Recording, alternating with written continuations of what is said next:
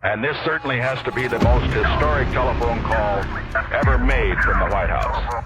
Challenger, only seconds after leaving the launch pad, according to NASA, has exploded. It just has the same seats that a normal car has. It's literally a normal car in space. And we're going back to the moon, back to the future, and this time, back to stay. I should tell you that the first mission is scheduled to land on Mars on July the 4th, 1997. We will undertake extended human missions to the moon as early as 2015. We launched a new spacecraft as part of a re-energized space program that will send American astronauts to Mars. We will not only plant our flag and leave our footprint for an eventual mission to Mars. What you're seeing here is a mirage. It is Photoshop, but it's has to be. 5, 4, 3, 2, 1.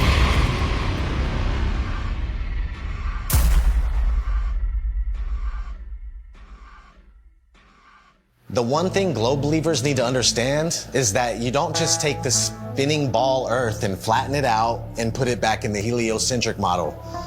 Like it's just the only misfit planet and it's flat and the rest of the planets are round. No flat earther has ever said that. No flat earther will ever say that because it's not what we believe. The Earth isn't a pancake floating in outer space, and you will never hear a flat earther say that. And if you would ever actually take the time to study it for yourself or hear a flat earther through, then you would find that it's much different and things would actually make more sense. They've got the narrative controlled to where anyone that goes to search for this, they're going to see pancakes floating up in space, and it turns people away. Or they see a snow globe out in the middle of space with water falling off the sides, and they're like, what is this? It turns them away. The mainstream agenda was to push their false narrative, all these hit pieces on flat Earth. 2016, 2017, that was pretty much the end of the YouTube era, where we could actually find real evidence, real content. Any search engine, the algorithms are suited to their favor. You're going to see all the hit pieces. You're going to see all the stuff that's there to debunk flat Earth. So it's just, it's almost impossible to get the real information. YouTube played their part in it, and not just cherry picking which videos they wanted to show, but deciding whether or not they wanted you to subscribe to somebody. So on several occasions and with several different content creators, I'd press the subscribe button to then find out several days or several weeks later that I couldn't find that content creator, assuming they'd either been deleted or they'd been censored beyond belief. And of course they had been, because my subscription that was previously made was no longer there. And I know that I hadn't unsubscribed to anybody. And then resubscribing, you'd find again that down the line that the same things reoccurred. There's a major campaign by Google and YouTube and all of these corporate lying companies to discredit the flat Earth. Why do they have that disclaimer under every video dealing with the topic of flat Earth, that it is an archaic, antiquated, outdated model that the ancients used to believe in? Of course, the ancients were stupid. They didn't know how to build Gothic cathedrals, and they didn't know how to build cities and pyramids. The problem is, people that think that flat Earth is stupid think flat Earth is stupid because they're thinking of a stupid flat Earth. And they ridicule and make fun of flat earthers. It's absolutely ridiculous. Since 2015, the content providers for Flat Earth have had a living hell. We have been ridiculed, we have been trolled, we have been censored beyond belief by YouTube. It's really difficult to get the truth out there. YouTube controls the algorithm. Who owns YouTube? Google. These are these big corporations that came in and said, the flat Earth is getting way too big. People are finding this out. We don't want them to find this out. This will just completely destroy our agenda that we've worked so hard for. We're losing it because of our own technology that we created. So they had to get involved. Withholding information and knowledge is a form of control. Now, for new people coming into the subject, if you research flat Earth, the Google analytic will give you government hate propaganda against the flat Earth truth. If you go to Google and try to find anything flat Earth related, then the first thing that's going to pop up is the Flat Earth Society. And that is something that has absolutely nothing to do with this movement. In fact, it's a completely made-up organisation in order to deter anybody looking for some sort of truth. So that you'd first of all get to that page, you'd see these ridiculous accusations and this spinning disc illusion that's going upwards in space that I can assure you nobody believes in.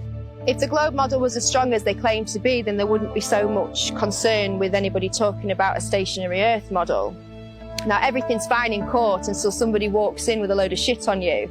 Everything's fine until somebody out there has evidence that's going to prove you guilty. And that's when you start acting suspicious. That's when you start panicking. That's when you start putting damage control out there, which is inevitably what these bots are, what these trolls are on social media, and of course the algorithms. This is just a new lie that was started in the 20s, and even before then they weren't really teaching anything about the world and where we were. It was just common knowledge. One of the main arguments that globe believers come at you with is we've known for 2,000 years. Aristophanes figured it out with his sticks and shadows.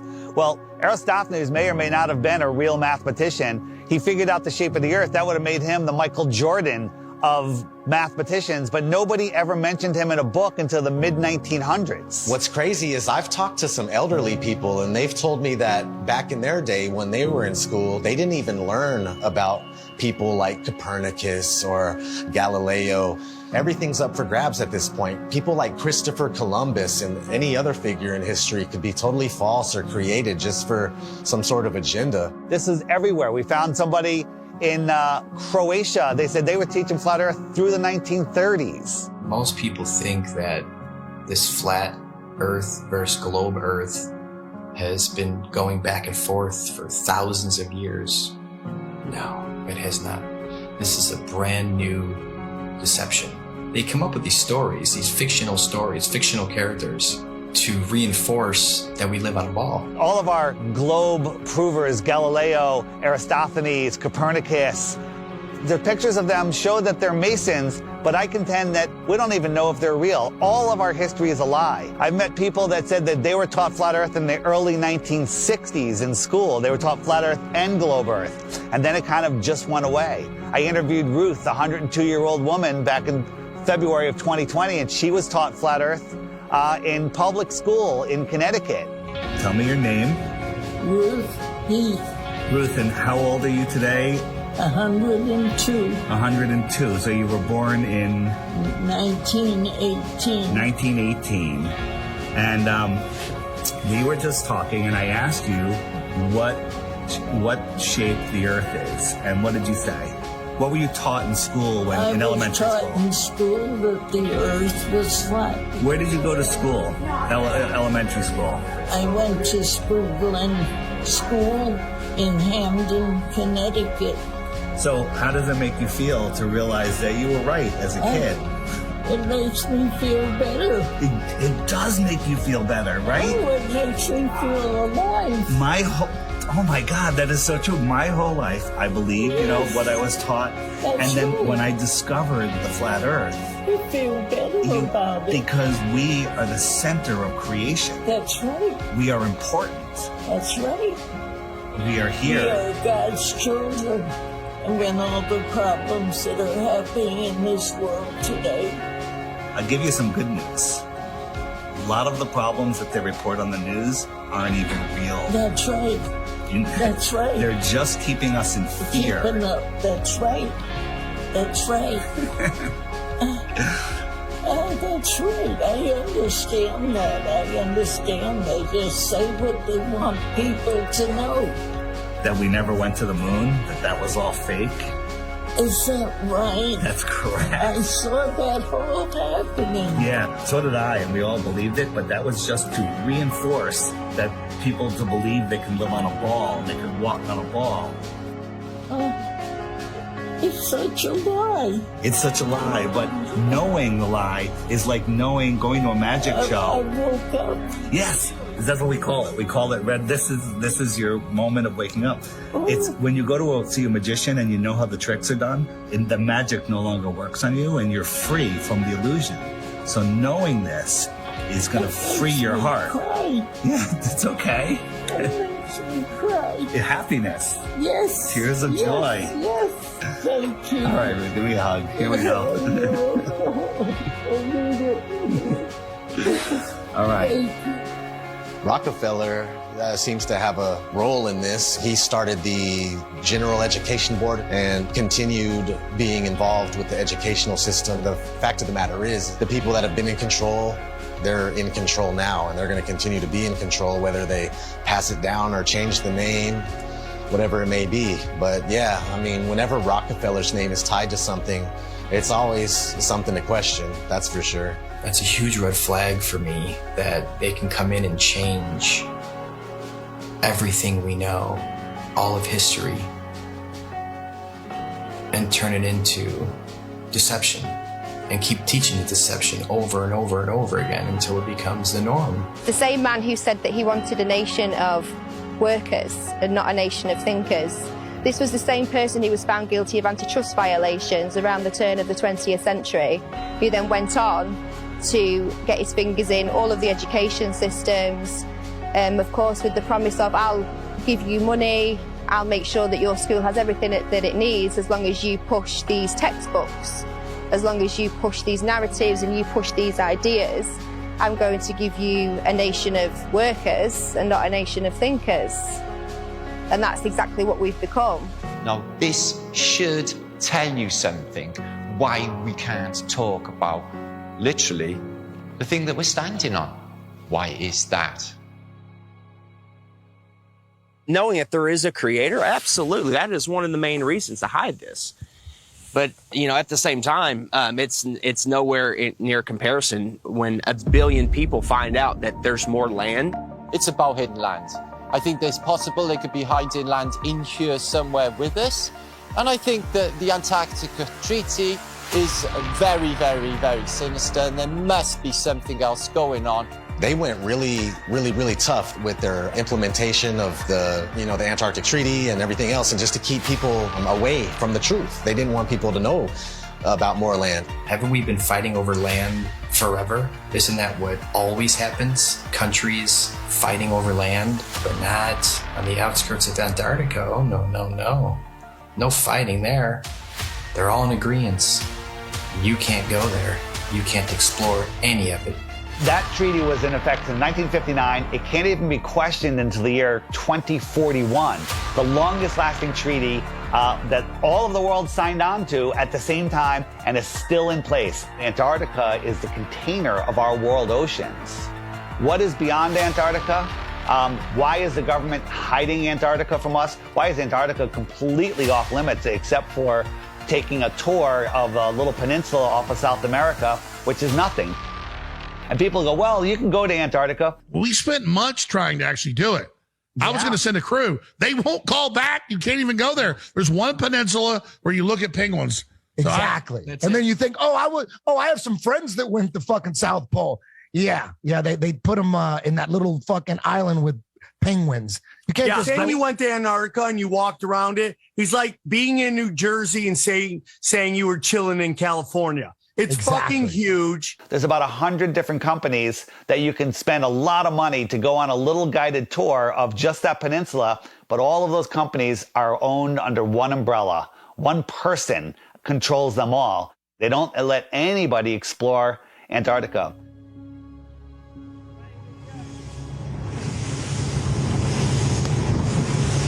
Will be a fucking international headline in about 5 minutes. Australian Navy ship shoots it. Facing our way. Bad boys. Shield. Is it? The turret is turning our way. The turret's turning at us. Boy, we should hide Adrian in case they think we're trying to kill him.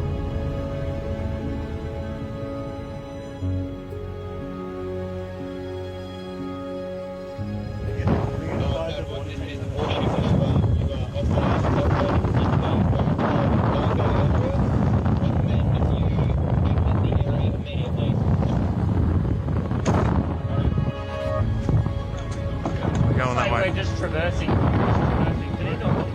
there a helicopter coming at us now? Are we late? I don't know. Where, just travel, just go. Just go. Send out the chopper. That's a drone. Is it? That's unreal.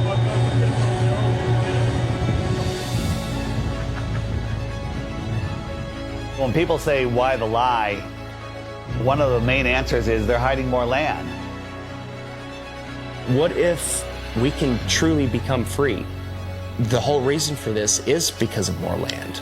Because think about it, if there's more real estate, if there's more resources, natural resources, if there's more food for our starving children, if there's more space, more room for us to get away from the child sex trafficking, if there's places where we can go and other civilizations we can be a part of, where they don't charge you for water, they don't charge you for free energy, they don't charge you for property taxes. What if there is more land? Nobody can go explore Antarctica, period. Because if humanity found out there's more land, then the heliocentric theory is gone. They can't start adding more continents on the bottom of a ball. It's just, they wanted its silence right away. There is evidence out there through old maps, namely the 1,000-year-old Japanese Kabawashi map, which shows continents and lands outwardly of what they call the ice shelf or the ice wall. So why are they teaching the globe model? Well, you see, the globe is a container, and it's a container of all the known land. The Jesuits and the Freemasons, they needed a new model because they wanted a new world order. Because right now on a ball or in a snow globe, there's only 7 continents. That's all there is. So everything is very limited. We have a limited supply. Resources are very scarce because the Earth is a globe, right? It's cut off, everything's cut off. If you open it up and there is more land, then there's plenty of resources. More land means more resources. Well, that's huge if they're hiding something like that. There's a scene in The Truman Show where Truman is like, I want to be an explorer when I get older. I like to be an explorer, like the Great Magellan. Oh, you're too late. There's really nothing left to explore. Imagine if there's like all these beautiful places to explore still, and finding out that there's all this land, it just opens up the door for discovery again. Have you ever heard of the eyewitness testimony written in the books, The Iron Republic, The Smoky God, Worlds Beyond the Poles? In the late 1800s, there was a series of articles written in Florida Magazine about a politician that was tired of what was going on here, got a big ship and a crew, was exploring Antarctica, and he found a passageway through, and he popped out into the ocean, was lost for about a month. Finally, they found land with a city, and they pulled up, and it was a very advanced, quite different civilization, and very friendly, and they stayed there, and he writes about all the experiences he had there. In the late 1800s, they were talking about more land beyond Antarctica. Remember, the word extraterrestrial means extra land. They're telling you that there's more land in here that they don't talk about. There could be more land in some of the oceans where it's just all blue on the map. Nobody knows. You're not cruising around on big ships or flying over it on planes and looking, you know, nobody's out there charting anything. Have you heard of such a thing as no-fly zones? For instance, you can't fly in certain areas near the Arctic Circle or the Antarctic Circle. The reasons being is because there are lands there that we're not supposed to know about. They don't want those lands to be discovered. All these corrupt systems that are stealing money from us, kidnapping our children, just doing horrible things. They rely upon the cattle staying on the ranch, the slaves on the plantation. That's why Flat Earth is the most important knowledge we can obtain. It's because there is more land. Don't look at us and say, go prove it. They won't allow us to go prove it. We're not the lazy ones here. We're being restricted from going to prove this to you. So because of that, of course we're going to speculate. It's a red flag. If that's not a red flag to you, I don't know what is. They won't allow us to go. Allow us to go. If we go and there's nothing there, I'll admit I'm wrong. But all signs point to that they're hiding more land. You have to have permission to do everything. You have to have permission to marry the love of your life. You have to have permission to travel down the road. When we have the inalienable right to travel from point A to point B, you people think you're free? You're not free. You're free-range chickens. That's what you are. You're free-range chickens held in an area you're not allowed to go past, and if not, you go to jail or you get shot. Stay on the plantation, do what you're supposed to do, pay your taxes, and shut up. Right? Well, if there is more land, and I sincerely believe that there is, then that's the perfect reason to lie to everybody. And it's not just about hiding a place for more resources and where else we can go and dig for gas and gold. It's not about that. They're hiding freedom. They know that as soon as we all find out that there's another place to go without dictatorship, that we'd be gone. There's endless amounts of everything, and there's so much more land out there, and there's many places to explore, and they just want to keep us here in the middle of the pond, stuck here thinking that this is all there is. What happens to the price of gold and all natural resources if there's more land? Gold can't go to $1 an ounce. Gasoline can't go to 20 cents a gallon. We can all have, you know, thousands of acres of land to ourselves. The whole system crumbles. The entire system crumbles, period. On the other hand, we have the North, which is also off limits. I went on my first official trip. I was going with my father and my grandpa Sinclair up to the North Pole. It was a very glamorous destination. I figured I was finally going to be let into the reason for the existence of this high security Arctic base. That was exactly right.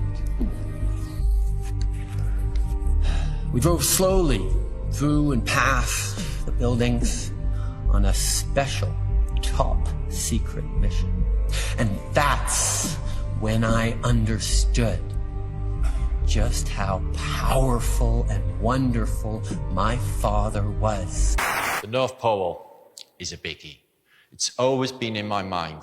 I've juggled with the idea, is there hidden land? Could they have possibly hidden a continent in the Arctic Ocean, which is seemingly an ocean? They could hide land there. Many old maps will show you the Hyperborean, 4 continents, and in the center, Axis Mundi. And I think that's what's there. I think there is Mount Meru. And I think that gives off an acoustic device. There's definitely something special going on up there, and if you just think about that long enough, why do compasses point north? I mean, that's really wild in itself. What if we all took our compasses out and just followed them until it stops? A compass will always point north, towards the magnetic north. There's some kind of force or some type of energy, frequency, vibration that's pulling that needle to the north. It's crazy to think that all compasses are pointing north to the North Pole. No compass points south. There is no South Pole. There's no compass that's going to be, go south. And no, it's come to the north. There's something there. I think we can all agree there's something there. And it's crazy that they cover it up. They've covered it up for so long. There's ancient civilizations, the Nordics, there's people have talked about, you know, the Rupert Nigra, the Mount Meru, the giant magnetic mountain at the center.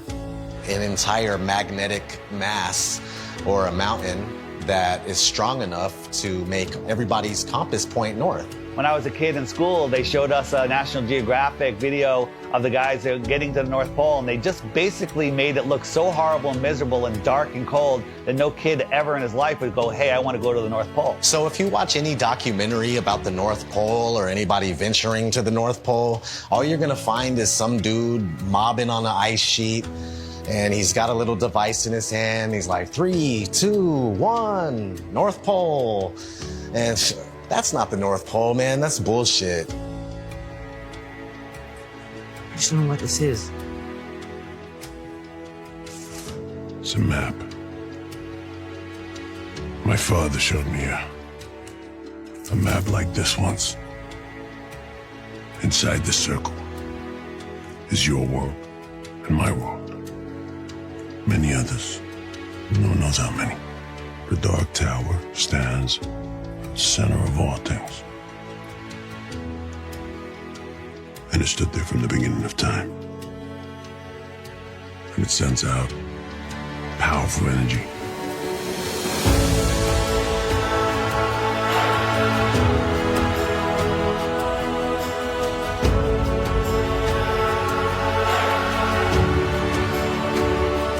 I think that there's possibly a North Pole hole, part of the electromagnetic torus, which gives off a green light, which you see as the Northern Lights. The North Pole is the center of the Earth. It is a hyperbola. Because we live in a toroidal field solar system, there must be a plane of inertia intersecting it in the middle, and there must be a hyperbola, hourglass, in the middle. In the Srimad Bhagavatam, Canto 5, it calls this Mount Meru. And why are we not allowed to go anywhere near there? Well, simply because you cannot go there. It is a magnetic toroidal hyperbola. Therefore, there is no way that you can fly anywhere near the North Pole in the center of the Earth. Admiral Richard Byrd said he found more land, in the north as well as the south. There's a book called The Smoky God of a father and son that ended up finding more land in a race of giants with technology beyond your wildest imagination.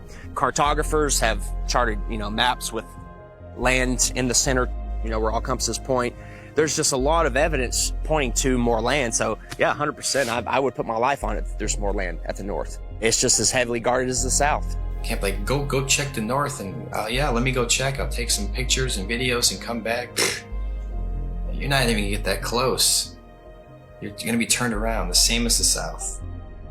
All the way up until the 1600s, they had 4 land masses around the North Pole region. And right after the 1600s is when it slowly started disappearing until finally it was all gone.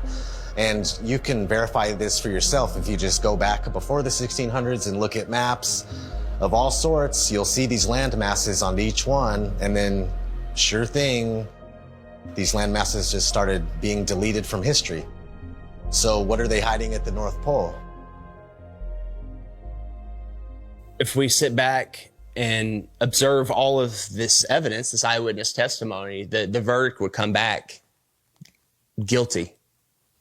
It would come back guilty. Okay. You are moving 1,000 miles an hour as Earth rotates. You are moving 18 miles per second in orbit around the sun, and you don't feel any of that. Okay? Okay. You don't feel anything. If it's trying to fling you off the Earth, okay, but the force of gravity is resisting back, by what force is it trying to fling you off? That upward centrifugal force subtracts from the gravitational force that the Earth is trying to put on you. It subtracts. Okay. So, Chuck, what do you weigh here and now? 192 pounds. Yeah. I'll give you the 190 pounds, okay? Okay. So if you do the math, you run to Ecuador, because we're in the Western Hemisphere, so let's stay there. You run to Ecuador, you will not be 190 pounds. You'll be like 185 pounds. What? That's how significant it is. That's if I did my math correct, and I think I did, there are pounds less that you weigh for living on the equator than for living anywhere else, simply because the spinning Earth is trying to fling you off. Nice. Yes. Yes. If the Earth is spinning at 1,000 miles an hour in a curved trajectory, we're dropping at a rate of miles per minute. But somehow none of that inertia affects these rocks here, which are perfectly balanced.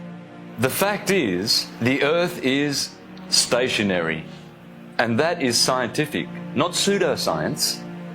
In 1879, George Airy, astronomer royal for 49 years, who did a telescope experiment and proved that the Earth was stationary. Then we have Parallax, also known as Rowbotham, who carried out an experiment in the late 1800s on the Bedford Levels experiment, where he went at a distance of 6 miles, which should have showed up some sort of curvature of around 16 foot. No curvature, was seen at all. Then we have Michelson, Morley and Sagnac in the early 1900s with their interferometers using light instead of telescopes this time. And with their interferometer experiments, they proved that the ether over the Earth, the field, is moving and the Earth is stationary. We also had Michelson Gale. They did an experiment in the 1930s and proved that the Earth is stationary. One of the greatest science experiments of all time, in my opinion, is from Marconi. Marconi, in 1901, set up transmitters to send radio waves, like signals, wireless signals across the ocean, Atlantic Ocean, okay? So he has one set up in Europe and one set up in Canada, okay? And they're sending signals, I think the letter S was the first one, boom, whew, and it worked. Almost 2,000 miles across the ocean, they got the signal. There's no curvature. You're talking about 600 miles of curvature between the 2 points. But it worked because all water's level. I don't even know if he was trying to talk about that at the time. It was just more about his technology that he was coming out with. And have you learned about that in school? No. Then we have Pierluigi Ghina, a colleague of Marconi. And before he died, he showed people in his laboratory how the Earth is stationary. You can go to my channel, Mr. Astrotheology, and you can see videos of Mr. Pierluigi Ghina proving in his laboratory with strobe lights how you can prove quite easily that the Earth is stationary. Every scientific experiment throughout time looking for axial rotation or curvature has proven the opposite. They don't teach this in schools. Any observation, when you go outside on a calm morning, you can see a perfectly glass lake. And your senses will tell you that, nothing is moving. We, stationary Earthers, we have science, real science, on our side, and the globies have pseudoscience. In fact, all they have is Einstein saying, I have come to believe that no optical experiment can prove that the Earth is moving. And yet, the Earth is moving. Science! Yeah, Albert Einstein. I always recommend people go watch Albert Einstein in his interviews. He's reading cue cards. He's reading notes that someone handed him, kind of like people on TV nowadays. There is no optical experiment ever been conducted that can prove that the Earth is moving. The Earth is spinning at 1,040 miles an hour. You can't feel it. You can't measure it. You can't observe it. You can't repeat it. But trust us, there's not one experiment that shows the Earth is spinning or moving whatsoever. There is, however, an experiment that was proven in Behind the Curve. Bob Nodell was talking about the ring laser gyro, showing that there is a apparent 15 degrees drift throughout most of the day. When we turned on that gyroscope, we found that we were picking up a drift, a 15 degree per hour drift. And this was taken out of context. It was later, the experiment was done at a higher altitude and it showed a different rotation speed, which absolutely proves it's not the Earth that's moving, that it's the ether that is spinning above us. Netflix is mainstream. Netflix is the alternative mainstream narrative. Netflix can't go against the grain. They'll lose their contract. A documentary, like a mockumentary. I'm sure someone watched our movie and was like, whoever made this movie is a government shill, and they're just trying to hide it. Netflix is in on it, trying to hide it. Yeah, he accidentally proves that the Earth is round. It was the biggest mic drop. It was the biggest mic drop, and I love that you kind of cut it. The thing is, we have technology that is outrunning their lies. Now we have time lapse. Ooh, imagine that. We have time lapse where we can point at the sky, and year after year, day after day, hour after hour, the sky's spinning.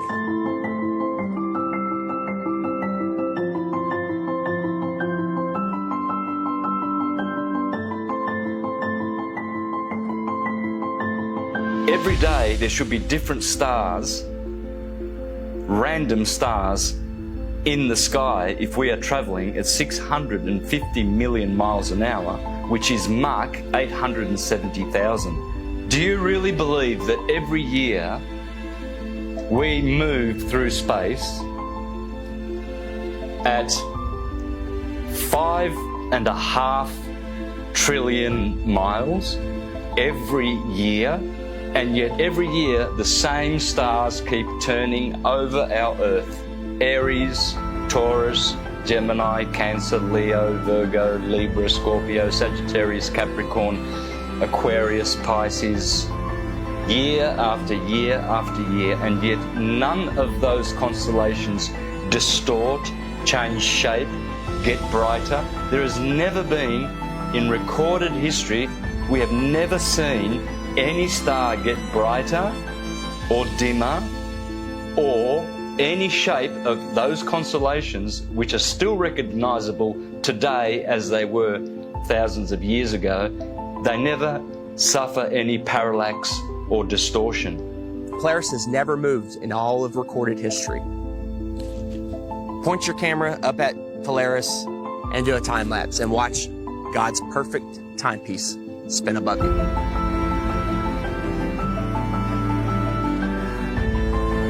And we move 5,694,000,000 miles through space every year.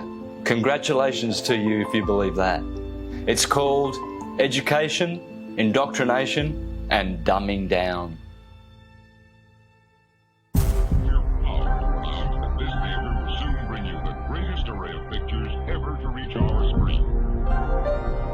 If you look back in history, you got Universal, their company. They started off with a logo with the globe in it, but it wasn't until like the 1920s that they actually had the motion one where it was a spinning globe.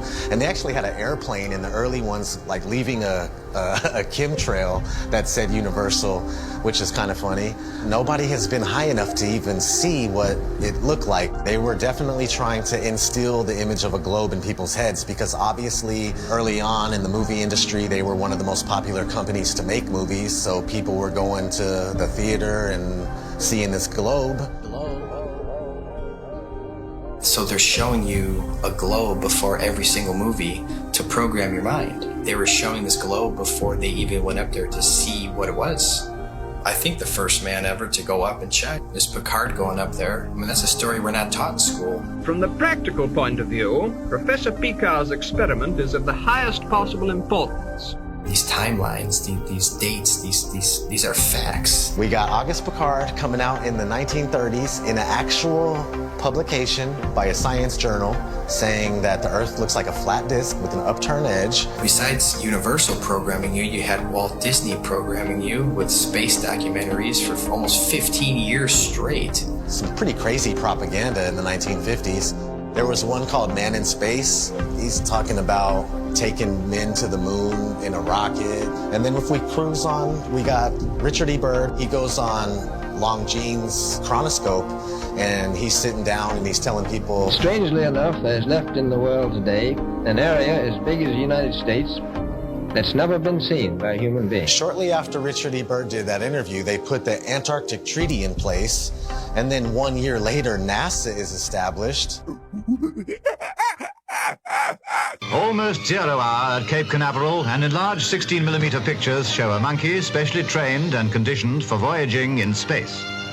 2 monkeys had been selected for the job.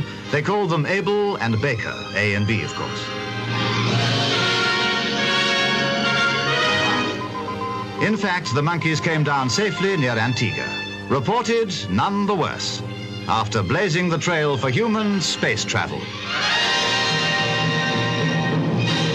They come in and they're the gatekeepers for your mind. Like, they're making sure that people think that they live on a spinning ball. And that's their sole purpose. That it has always been their sole purpose.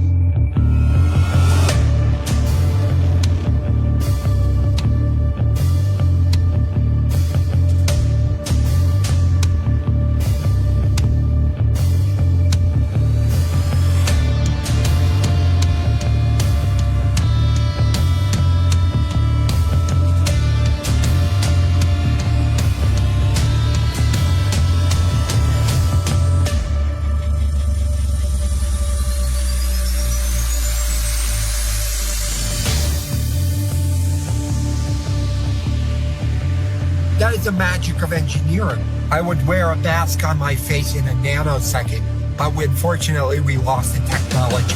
It can take days, even weeks, to produce just a single image. The dazzling final results, enough to keep us all dreaming.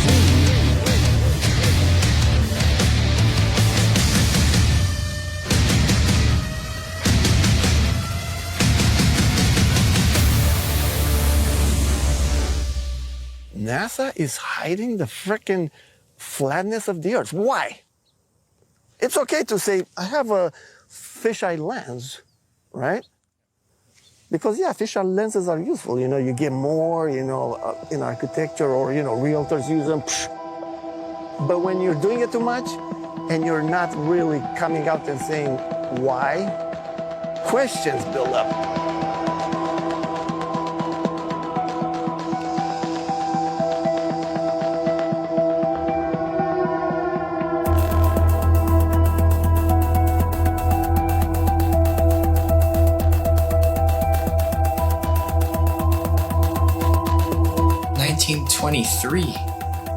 A fisheye lens was invented. So these space agencies had a heads up already. And the fisheye lens was originally, I think, $27,000 to purchase. And this is in 1923. I mean, today that's about, what, 100 grand, 200 grand equivalent in cost? And people would tell me, Hippler, I'll give you that. NASA is a lying government entity, right?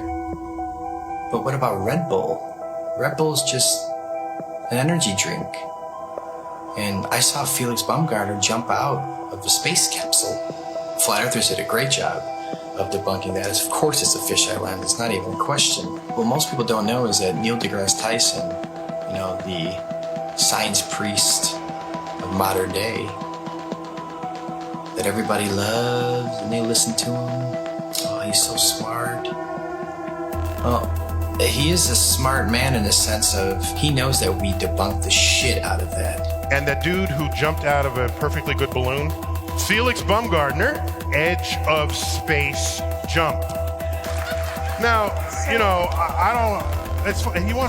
don't have a problem if he does it, but the honesty of it would greatly diminish what I think people thought he was actually doing. And not only that, they made sure to photograph him standing there with a really wide-angle lens, which curves horizontal lines. So in the photo, you see this curvature of Earth's surface, and he's like, wow, he's in space, look at that. No, he's not. At that height, you don't see the curvature of the Earth. You just don't. That stuff is flat.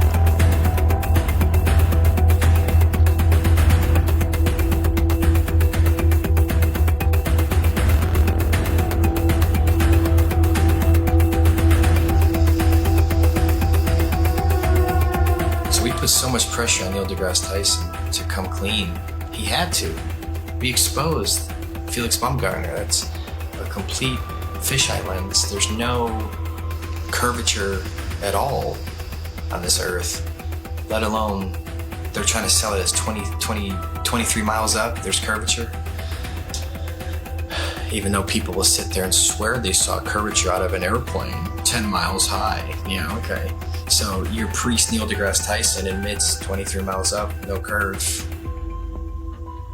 How do you feel about that? All right, maybe you say that's no big deal. Okay. Even though Felix Baumgartner himself said he could see the curvature of the Earth. It's almost overwhelming. When you're standing there in a pressure suit, the only thing that you hear is yourself breathing. You can see the curvature of the Earth. You can see the sky is totally black. You can see the curvature of the Earth. You can see the curvature of the Earth. You can see the curvature of the Earth. That's 120,000 feet, 4 times higher than most passenger planes fly. So that should make you go, right away, what's going on here? Who's lying, right?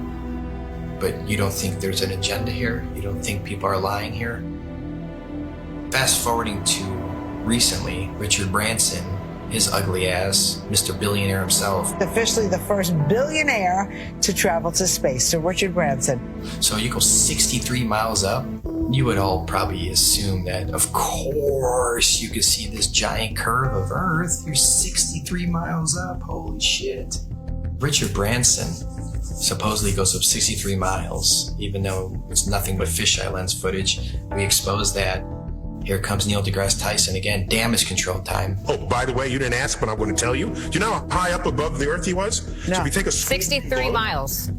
Oh, yeah, say right. So take a schoolroom globe, and that's how high above it is he? So he's about 2 millimeters above the surface of a schoolroom globe. So nobody has seen the curvature of the Earth from that height. I just want to make that clear. You can't see the curve out of an airplane, right? 10 miles. You agree? I hope you agree so far. Okay. So 10 miles up, no curve.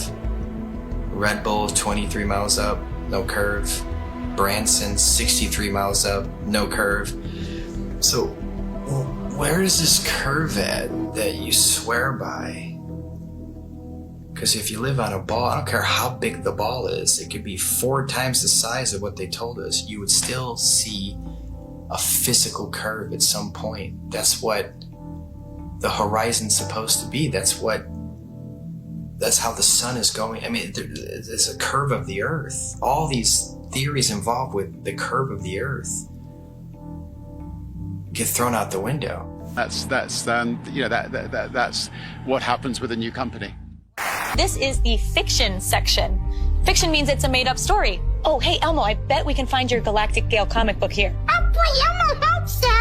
We all know who our enemies are. They are called the globalists, with their false idol that they give children on the teacher's table at kindergarten, the false globe of the global agenda. People are just deceived. I mean, I grew up from kindergarten. There's a globe. My kids, they graduated from kindergarten and it was a freaking globe. They gave them a globe at graduation to take home like an inflatable beach ball. And I was looking at that thing going, oh my God. We are taught that the Earth is a ball before we can talk. In school, there's a globe in the class. One of the first worksheets we get is a sheet on the orbits of the planets and the sun. And I actually still remember that sheet. I did it. I got it right. I was so proud of myself. Sesame Street has astronauts on, Disney. It's all globe programming. So your entire world belief is around this. If you think about it, they've gotten us at a very, very young age with the lying. Before we have any critical thought, the capability of thinking for ourselves, they teach us lies from the very beginning, from Tooth Fairy, Santa, dinosaurs. With Santa, for instance, I mean, we're taught this lie, you better be good. We need you to stay in line and be good. Don't be naughty, be nice. You want to be on that nice list. Santa will come and bring you these material gifts, and then fast forward, you find out Santa isn't real. For 5, 6, 7 years, however long the lie went on for, you've been conditioned a certain way, to act a certain way, so you'll fall in line. You'll do exactly what mommy and daddy tell you, what the teachers tell you. And when you realize that lie, it's subconsciously, you're taught at that point, it's okay to lie. It's okay to lie. It's okay to accept lies. It's okay for people to lie to you. It's okay for you to lie. So the whole world is a fucking liar. Everyone's a fucking liar now because they were taught at a very young age it's okay to lie. They get you with these lies of Tooth Fairy and Santa at a young age. So when you're an adult, you can't tell the difference between a lie and reality. And when you do find out it's possibly a lie, oh, it's okay. You're subtle. You're passive. You allow the lie because you're used to, it's okay to lie. You've been conditioned your entire life. It's okay to lie. It's okay to be lied to. So when the lie comes out, people are just like, okay, whatever. Got to turn on my Fox News. Got to go to the bar. Got to go watch my football. Give them bread and circuses and they will never revolt. When people hear about flat Earth, when I talk to them about it, they think it's the dumbest thing ever. They think I'm uneducated. They don't realize that they don't know what they're talking about. And people say, well, what about ships over the horizon? You explain that. What about sunsets? You explain that. What about seasons? You explain that.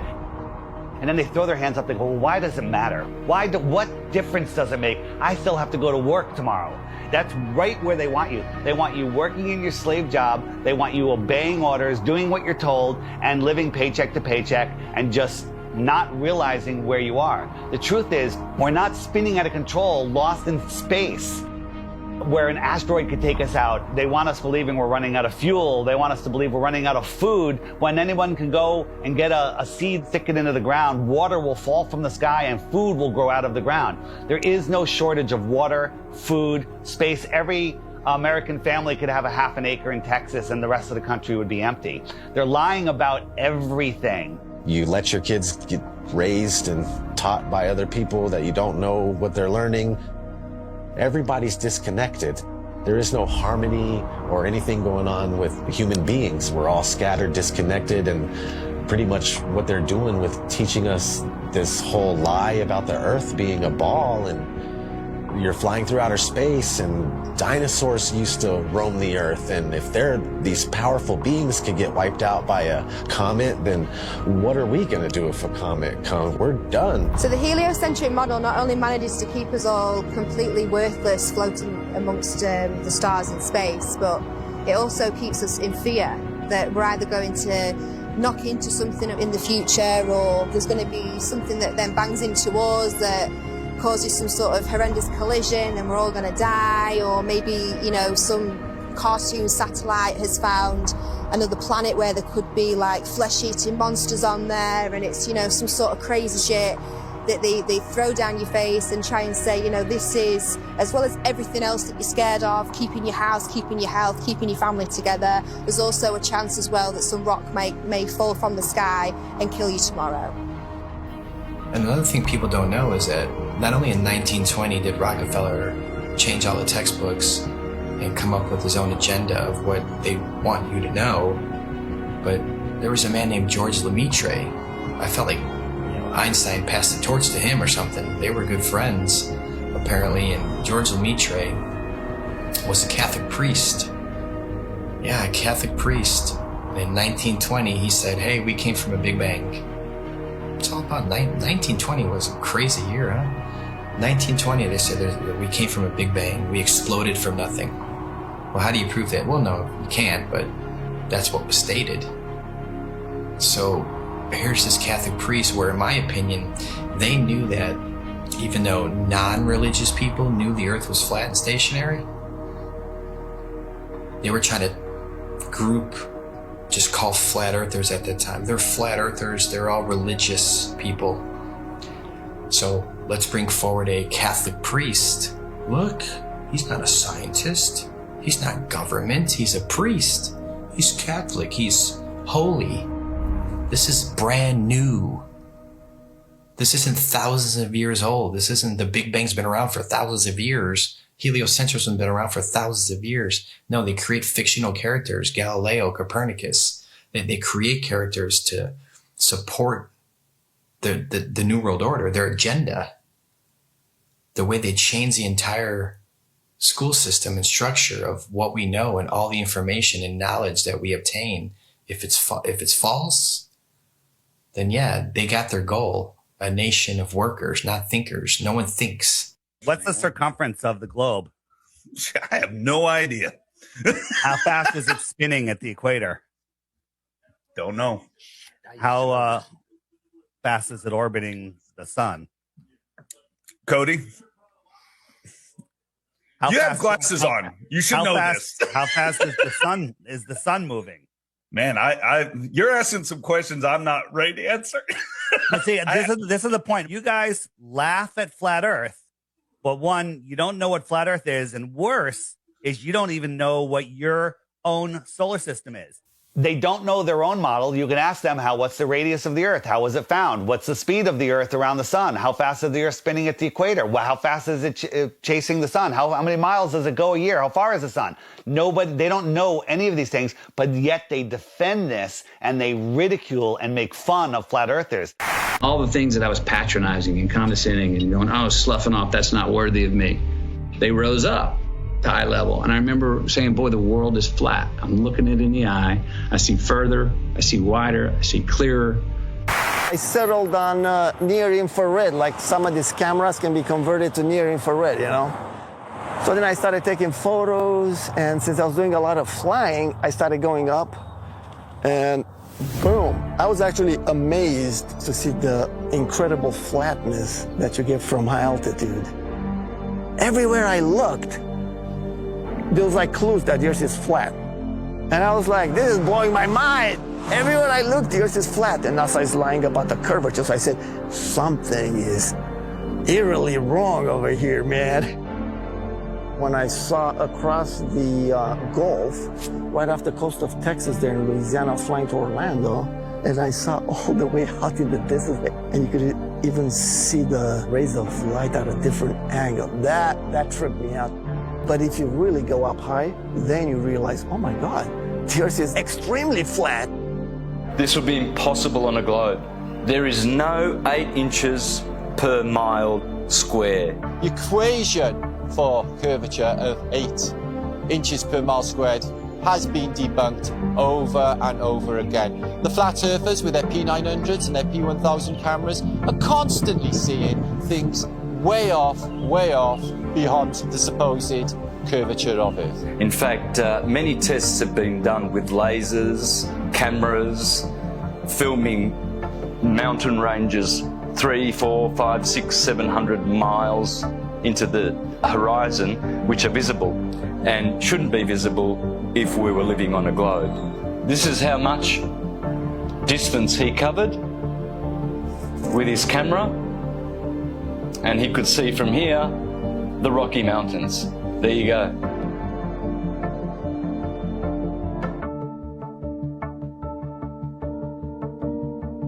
There is no 8 inches per mile square. There's no way you can see 500 miles on the other side of this ball. There's no buildings that are curving backwards. If point A to point B, you're on a ball, you know, they're not going to be flat up and down like on our flat Earth. They're going to be like this.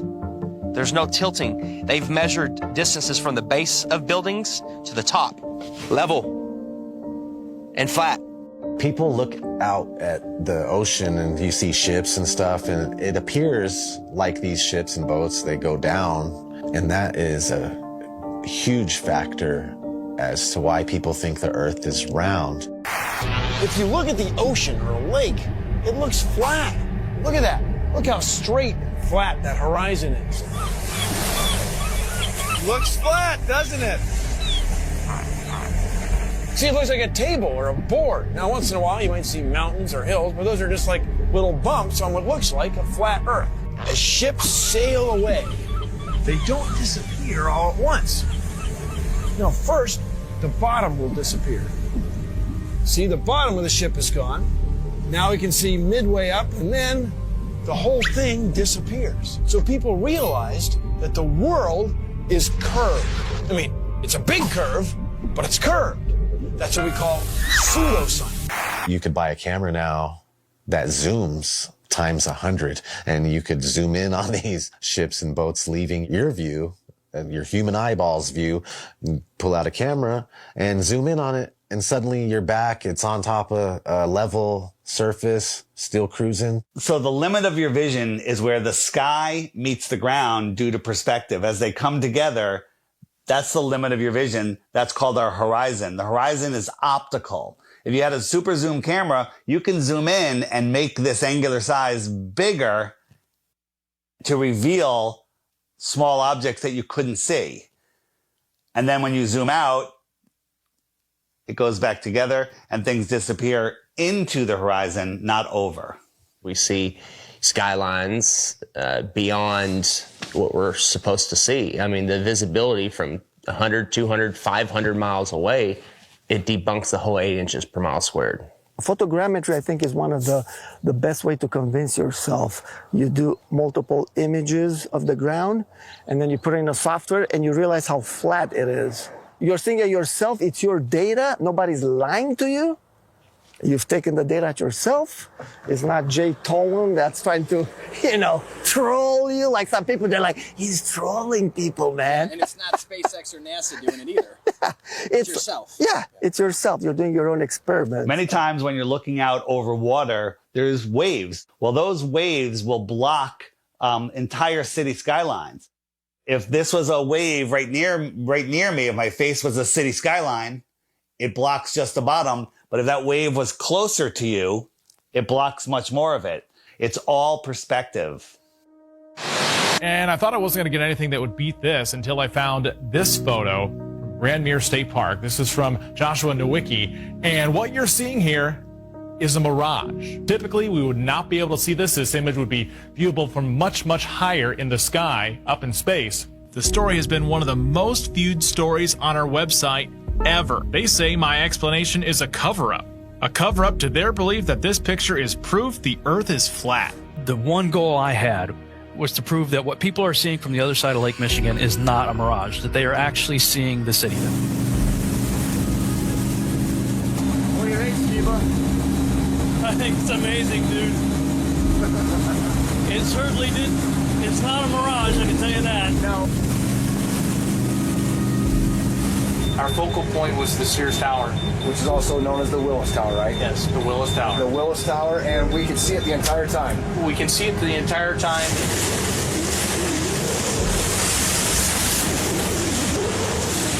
That's not a mirage. That's not a mirage, whatever you're looking at. You see it? Yeah. That's that. You see that bridge? It's not a mirage. That's the proof right here. That's the proof. I was shocked to find out that there are a number of people that believe the Earth is still flat, and that to them, this is actually proof that the Earth is flat. One person just questioned me and asking me for a retraction of the articles and lies. A lot of people try and kind of be nice about it. Well, are you sure you did it right? And then they send me links that the Earth is flat. And some are just pretty straightforward about it, and they title replies calling me a deceiver, and that I should check my degree or quit telling lies on television. It got me questioning a lot of things. Were my calculations right? No. You can obviously see Chicago from that far away. It really is the Chicago skyline. We can see things farther and farther away than that and prove it. You can prove it yourself. You can go there on a clear day and see the same thing. You can go do the same tests and prove it to yourself. That's the best way to do it, right? Prove it to yourself. That you're not taking anyone's word for it. You're doing your own experiment. It's not a mirage. It's not an illusion. It's Chicago from 60 plus miles away. I mean, we could barely see the street sign a few blocks ahead of us on a foggy day. I mean, they're spraying our skies with shit all the time. You can open your weather app right now and it'll tell you the visibility. But that's how far they're telling you can see the weather patterns. There's so many different factors of why we can't see that far. We're not superheroes. I mean, take any flat and level road around your house safely. Test it out, make sure it's level. But you take your camcorder and you bring it all the way down to the ground and you zoom in and you see all this distortion and it kind of vaporizes and globe heads want to add like this bridge is bending around a curve and there's the curve. It's like, no, it's an optical illusion. That's all it is. This has been replicated many, many times. There is no curvature. Stop fooling yourselves. That even something like the sun, when it goes across this huge plane, it sets and it disappears due to perspective. So you're seeing it come and go on such a vast plane. It's so huge that the sun could come through and go so far away that it just goes out of your view and behind so many false horizons, i.e. mountains, trees, forests, city buildings, just really tall things. Keep in mind, the sun is much smaller and close.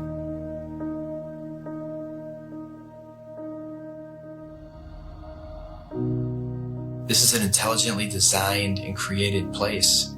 As someone whose stars are rotating around, knowing that we can only see a certain amount of light, I think like 1%, there's only so much light our eyes can actually see. Unless you're on like DMT, I'm sure you can see way more lights. But naturally, we can't see that many lights in the sky. All ancient civilizations spoke about other bodies, other lights in the sky that may or may not be visible to us at any given time. It's crazy though, when you see solar eclipse, you don't see the moon at all. I remember as a kid, I like, where's the moon now? And it's like, you just see this black circle and then everything goes back to normal, it seems like. It's like, what the heck just happened? On the total eclipse of the sun, the shadow that the moon casts on the earth is only 70 miles wide. That is impossible. But then they come up with umbra and penumbra, and it's just stuff to confuse your mind. We have an infinitely far sun sending diagonal rays from the side and straight rays from the middle, and where they cross each other. It makes absolutely no sense. I went live a few years ago on YouTube during the 2018 eclipse in the United States. On a live event, and we were all waiting for the moon to actually show up to cause this elliptical, this eclipse, and all we found was no moon showed up.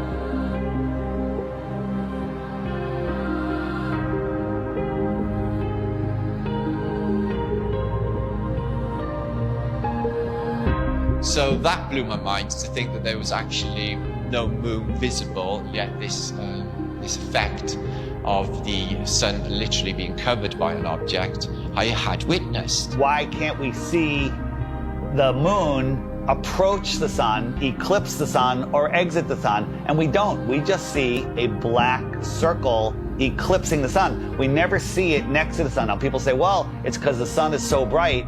When the moon is totally eclipsing the sun, you should be able to see the features on the moon. You should be able to with a regular camera, with your regular eyes, with an infrared camera, but it has never been seen. There's only been anti-flat earthers that will fake an image and fade it into a picture of the eclipse.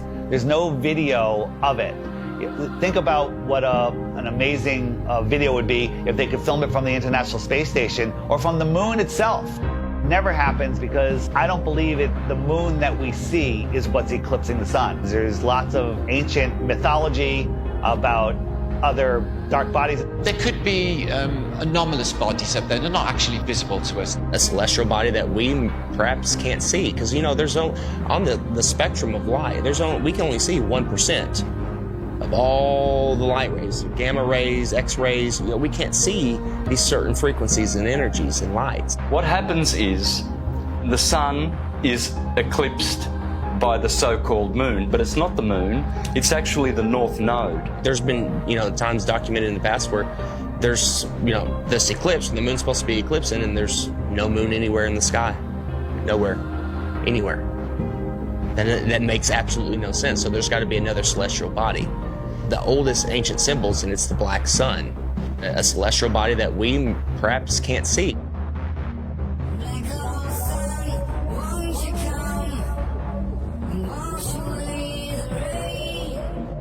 A lot of ancient civilizations always spoke about a black sun. It's like, why are they talking about a black sun for hundreds, if not thousands of years? And that information now is turned into, oh, the black sun is an evil thing. It's like, well, yeah, of course, that's what they're selling it. They're selling it to you as an evil thing to stay away from it. They already don't want you to like the real sun in the sky. They push it so far away. They want you to not care about it. There's a reason it's close to you. There's a reason it's here for us. There might be more suns and moons on the outskirts of Antarctica, on the outer lands. There might be more suns and moons. There might be more suns and moons in our world here, but we just can't see it. And you talk about the seasons itself. Seasons prove the Earth is a stationary plane with a local sun. When the sun is circling over the Earth over here in the Tropic of Cancer, these people here, they have summer. But 6 months later, the sun is over here. It's going around over here. So Australia down here, and South Africa, and South America, now they have summer because the sun is local. It's not 93 million miles away.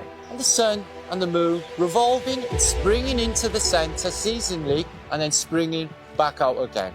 This makes perfect sense than a spinning ball hanging on an invisible skyhook at a degree of 6.66 of a supposed axis, which tilts the Earth. People need to stop defending a theory that they were taught in kindergarten. So at sunrise, every sunrise should be arctically cold because that is the most severe tilt possible. And to make it worse, in the northern hemisphere, in the heliononsensical model, the sun is 3.5 million miles farther away in our summer.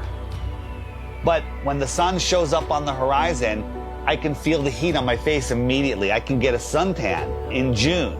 But in December, at solar noon, when the sun is at its highest point in the sky, I can look up at the sun and barely feel the heat on my face. And also, it's 3.5 million miles closer.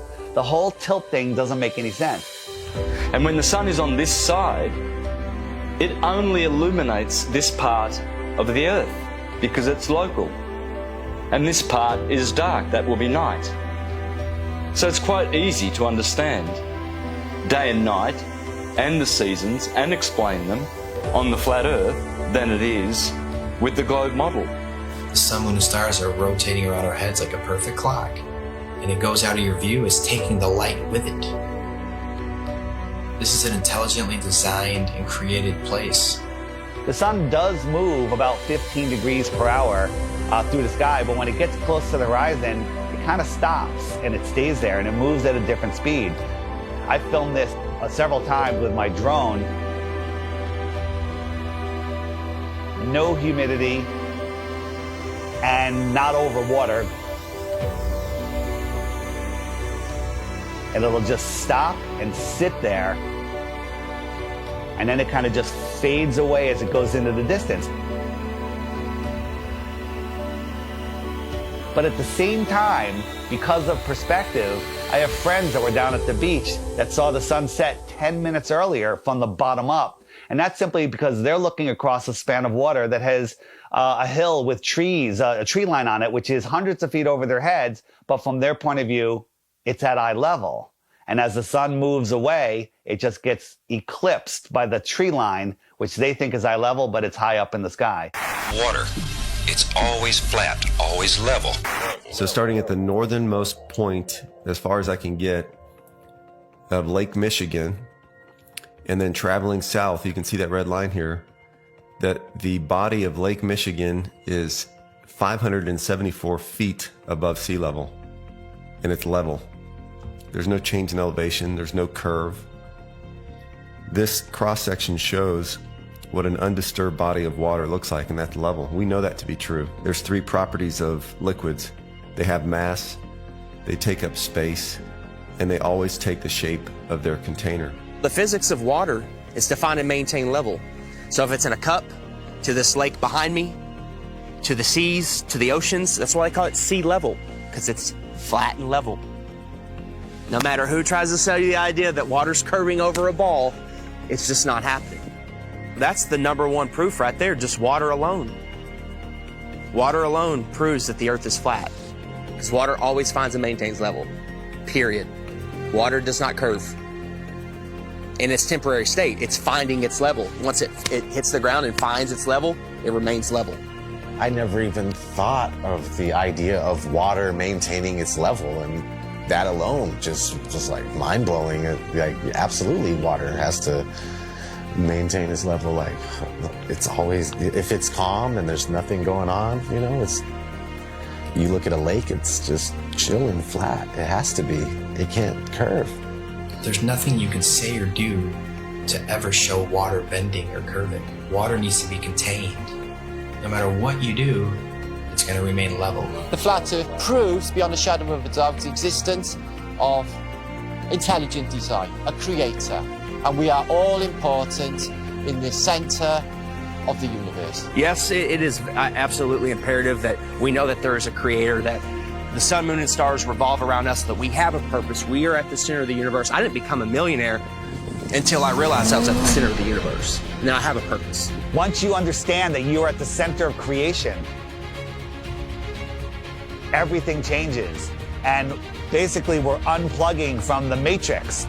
We're unplugging from the heliocentric system. And when you do that, the rulers of this world, you unplug from them. You stop feeding them what they need. They want your fear energy. They want your labor. They want everything from you. And people unknowingly just keep giving it to them. I don't want my children to be lied to. And I don't want my grandchildren to be lied to either. So if this is going to stop, it starts with you and I. You know, they inherit all this stuff. You go to school and they teach you. When I was in grad school, man, I was shocked that most of my classmates were not really interested in learning. They were interested in passing a class. On the one side, tens and tens of scientists proven that the Earth is stationary, and we have nothing on the globe's side, so the Earth is stationary. No one thinks how easy it is to do this, and they pulled it off, unfortunately. But we're here now to completely reverse this, and people hate on us from the left and from the right. Everyone hates on us. Like, shut up with your flat earth stuff. It's not important. It's the most important thing. It opens the door for everything else. You want to know the truth? You have to know where you live.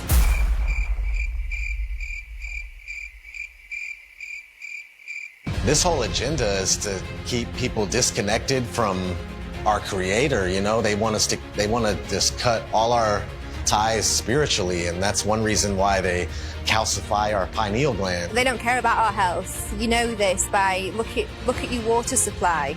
Even the water that you'll drink yourself when you go and buy bottles of it, it's got chlorine in it, it's got fluoride in it. These are all chemical waste products that they then rebrand and put in our drinks and tell you, oh, well, it cleans it. We'll also take away all of the medicine that's kept people alive and well for centuries. And they'll tell you, oh, no, that's not good for you, that's not safe for you. Here's our product, here's our petroleum-based medicine that they've been pushing on us for the past 100 years. And of course, look at people's health, look at the world's health. Are we a healthy nation? Is any nation a healthy nation? No. And who's in charge of healthcare? The governments, the corporations. So it seems like everything that they touch turns to shit, so why do we allow them to touch everything? Stop defending Rockefeller, Rothschilds, all these goons, these people that want the New World Order, the modern day people, Bill Gates, Schwab, all these people that they're pushing for it and they feel like it's almost there, and we're sitting here fighting it. We're sitting here trying to wake the world up so we can have a peaceful and loving world again. And you're attacking us. Whose side are you on? We're trying to take these evil entities down that suppress our knowledge. We're trying to give knowledge back to the world so we can become powerful again. If there's more land, if 1 billion people found out tomorrow that they can all go to outer land space and visit other tribes and civilizations and explore technology and animals, the whole system would crumble. And I know there's a lot of people out there, celebrities, people with big shows, big names, with big followings that know the truth of this world, and you're keeping quiet just to protect your little empire. Well, now it's time to say something, because the empire is falling. If we don't do something now, all of this is going away, and they're taking over this world. So speak out. It just takes one celebrity, one person with a big following, and then it goes viral, and then the entire system collapses. All of this world control is based on the heliocentric lie.